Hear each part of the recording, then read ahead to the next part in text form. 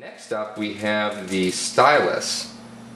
Oh my heavens, this thing is little. This is made for pixies. I don't know what this is. So I'm 6'2". My hands, I would say, are of average size for my height, but that is an incredibly tiny stylus. It doesn't. Yeah, see, it doesn't telescope. It doesn't come out. Telescope, I guess.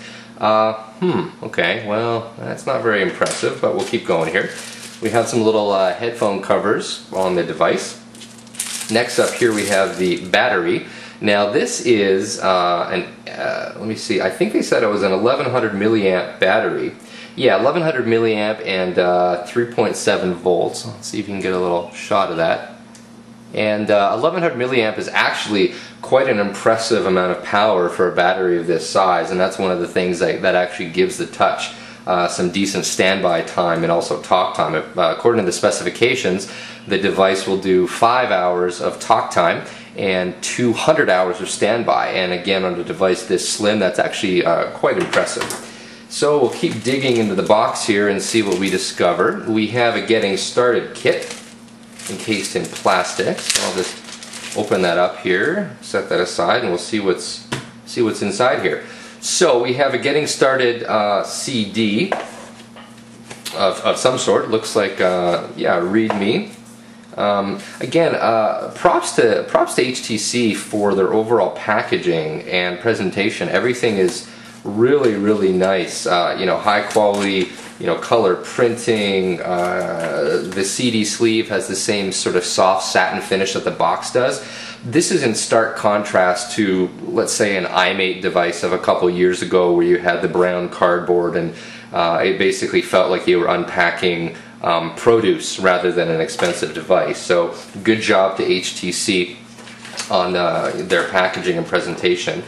We have a getting started guide. Again, nice. It's all, you know, in full color here. We will set that aside and look at that later because we're not going to connect our device right away. There's a getting started CD, and then there's also there's an application disc, sprite backup, and SPB GPRS monitor. So both handy applications to have. SPB GPRS monitor is particularly useful if you live in a country like I do, where there's essentially no flat rate data plans and you need to watch every kilobyte because the greedy carriers want to overcharge you. But that's a rant for another day, so we'll just set these aside for right now. Let's see here, we have an actual manual. So again, this is a nice change. A lot of devices and actually computer hardware I see nowadays doesn't even come with a manual. They give you a PDF on a CD and expect you to read that, but it's quite nice to have a manual. Again, you know, super high quality here, really high quality printing, full color. It definitely would have cost HTC, you know, a little bit more to make a presentation like this, but you know, this is impressive. This gives you a nice high quality feeling out of the box from end to end, so that's really nice to see in the manual. The warranty card, printed in about 20 languages, if I were to guess. Pretty boring, we'll put that aside. Now, there's also some random...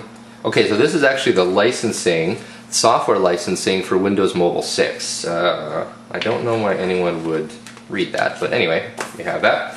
Oh, interesting. This looks like it actually comes with a screen protector. Yeah. Okay, so that's actually a really nice touch. Obviously a bit hard to see on video here. That's a really nice touch that HTC gives you a screen protector in the box. Obviously the companies that make screen protectors might not be very happy about this, but from a pure consumer point of view, that's really cool that HTC will give you something to protect the screen on your device right in the box and you don't have to go buy it. So good job to HTC on that. Now looking in the box here again, we'll dig this out, and it looks like we have a couple of things here.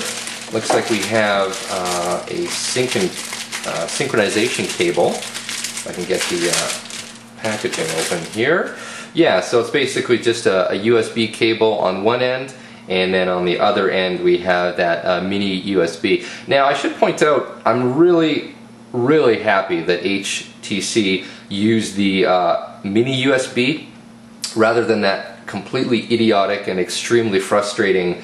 I used to call it flat USB. I can't remember their actual name for it, but it's the one that the HTC Star Trek smartphone had. It's like this, only it's extra flat. It just pissed me off to no end, if you don't mind me getting a little bit upset as I rant, because I didn't have anything that could plug into the phone. I didn't have anything that could charge it. I had to go out and buy new accessories, and it just really ticked me off. So HTC, you did the absolute right thing by sticking with mini USB. Next we have the charger here.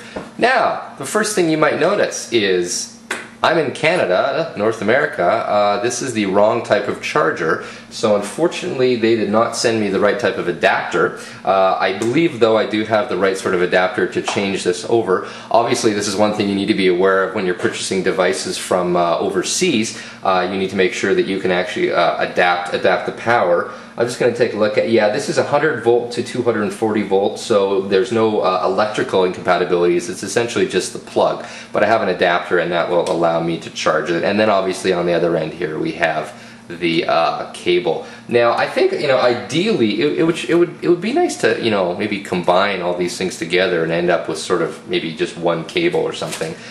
Kudos to HTC for having a relatively small AC adapter. It sure is a heck of a lot better, you know, than having some gigantic, you know, brick.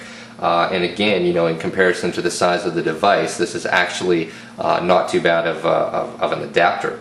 So that's it for the unboxing at the moment. I'm going to call it a video here. So there's the device. It's we're running just about 13 minutes here, so I've probably taken up enough of your time. So that was the unboxing for the HTC. Coming up next, we are going to do an actual video review of this device, or maybe a written review. I haven't really decided yet. Regardless, it's Jason Dunn from Pocket PC Thoughts. I hope you've enjoyed this video. Thanks for watching.